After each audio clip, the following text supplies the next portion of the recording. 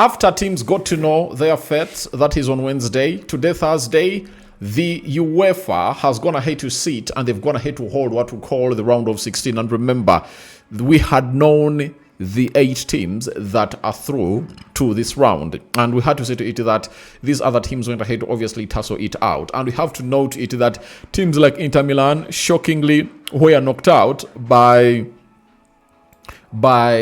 a team that many of you never thought that would obviously knock it out. Bodo Glimt went ahead to knock out a team known as AC Milan, and the aggregate is the one that was really very threatening. So let me tell you the teams that we went ahead to go. Atletico Madrid beat Club Brugge by 7-4. Newcastle 9-3. They knocked out Karabakh. Leverkusen, Olympiacos, and the Leverkusen went ahead to knock out Olympiacos on an aggregate of 2-0. Inter Milan 2-5.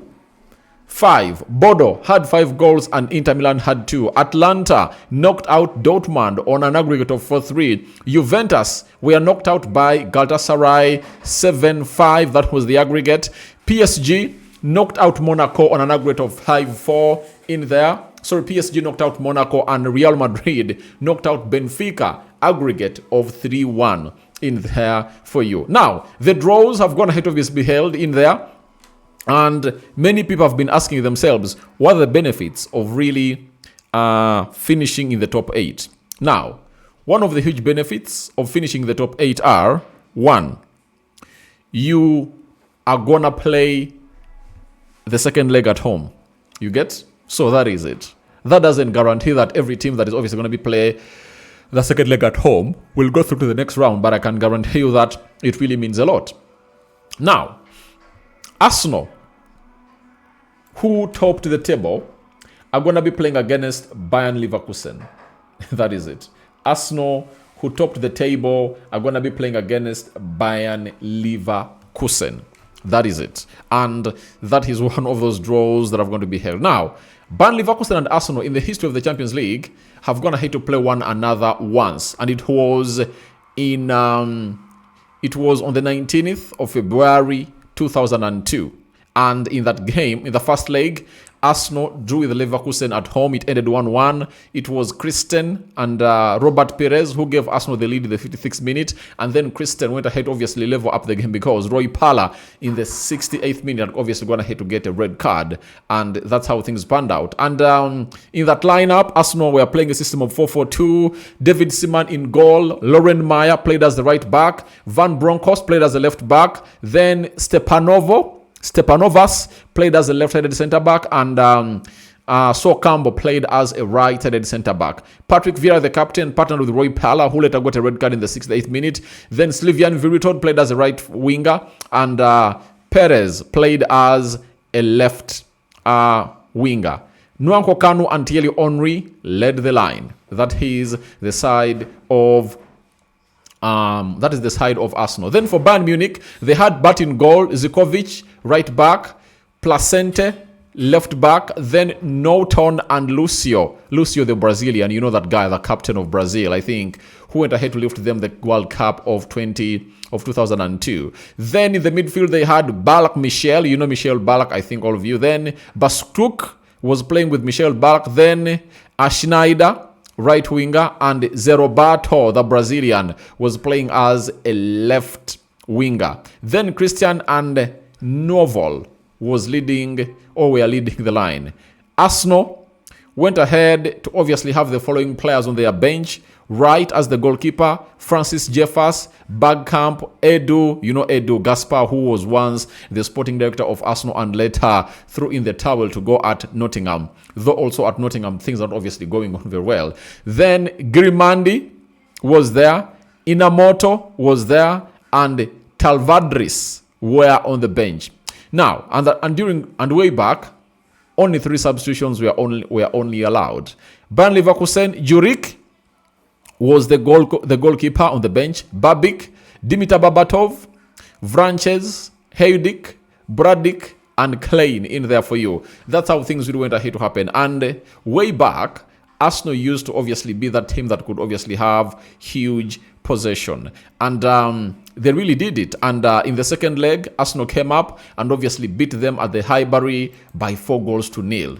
You remember that very well. So Arsenal went ahead to obviously do that in the second leg, and they beat this team and they knocked it out, meaning that in during that time, Arsenal really had to show up what they were all about. Now, in the 4-1 game, obviously Roy Pala was out, but Arsenal had the following on target. Pires, in the 50th minute, broke the dreadlock. Thierry Henry, in the 7th minute, made it 2-0. Patrick Vieira, in the 48th minute, made it 3-0. And Dennis Bergkamp, in the 83rd minute, made it 4-0. Then Sebastian of Bayern Leverkusen pulled one back in the 86th minute in there for you. So that's how Arsenal went ahead to fare with the team that they've gone ahead to be drawn with. You understand? Now, from Arsenal, we got a big one. Real Madrid versus Man City. Real Madrid versus Man City. It's a big one. It's a big one. And I tell you what, last season, Madrid knocked out Man City at this particular round. That game ended in penalties.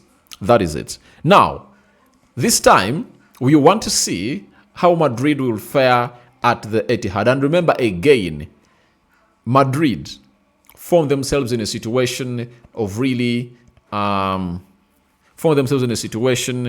coming in through to play at Etihad in the last game, and Bernardo Silva missed the penalty. It's another big game that everyone is looking at, and they are working tooth and nail to see to it. They obviously get in this game all over. So that's all about a team known as Real Madrid and Man City. I think it's one of the highly heated up and hugely awaited for games in the Champions League. So I look at people like Hero from LA. She is really one of the diehards of Man City, and I don't know what she really thinks about this, because Madrid, however much they're really having problems, you cannot obviously come and really rule them out. You know, you can't rule out Real Madrid when it comes to such tournaments, in there, especially the knockout stage. So we wait and see how things really pan out in there. Now, Bodo Glimt is going to be playing Sporting Lisbon. So Bodo has gone ahead to beat Man City. They've beat Inter Milan. I think they went ahead to obviously shock Atletico Madrid. So they might obviously see themselves playing to the quarterfinals. PSG is playing Chelsea. Chelsea.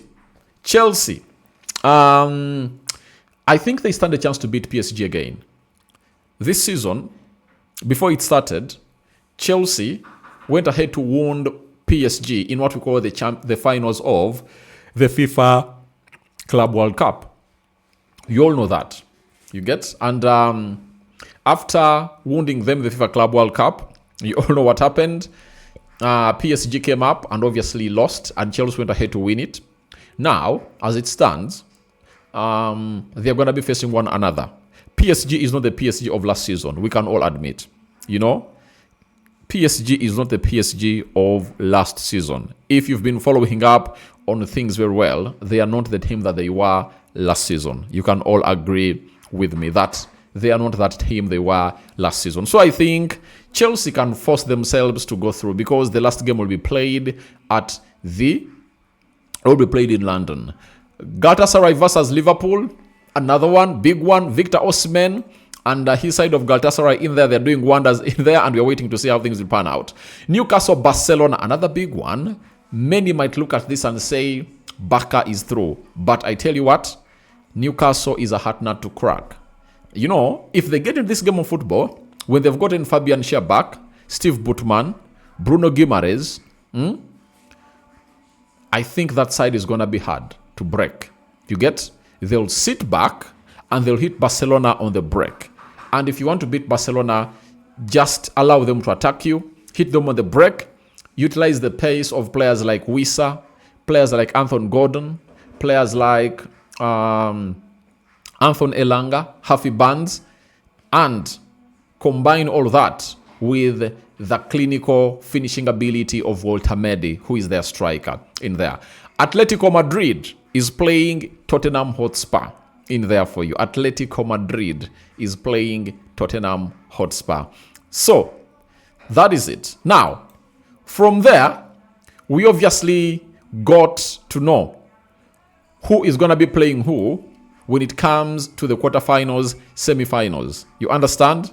No other draw is obviously going to be held. Now, this is how things are obviously going to be happening. Let's start it off with... we all know to it that PSG is playing Chelsea and Galatasaray is playing Liverpool. The winner between PSG and Chelsea will face the winner between Galatasaray and Liverpool. The winner between Man City and Chelsea will face the winner between Atlanta and Bayern Munich. That is it. And that means if you're looking at one of the sides, at one of the teams that you want to see to either they're going to play in the final, that is it. So that means it's either Chelsea, PSG, Galatasaray, Liverpool, Man City, Real Madrid, Atalanta, Bayern Munich. All those teams are on one side, and that is the road to Budapest. So whoever gets beaten, he's out. Let's go to the side where there is Arsenal. I know Arsenal fans would want to hear. Newcastle versus Barcelona. The winner there will face the winner between Atletico Madrid and Tottenham Hotspur. That is it. And the winner there will obviously find themselves playing between Arsenal will play Leverkusen. Whoever wins there will play Sporting Lisbon and Bodo Glimt.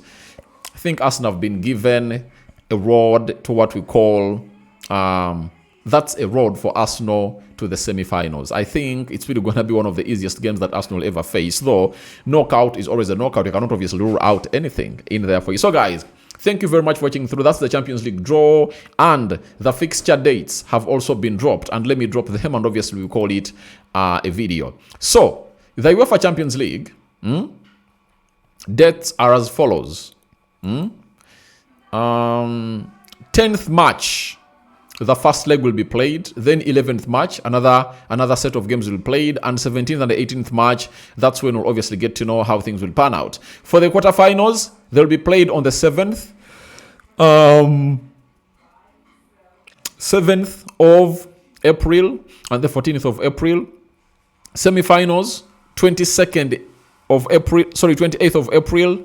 And the 5th of April, the finale will be played on the 30th of May. And from there, we'll be heading direct to the World Cup.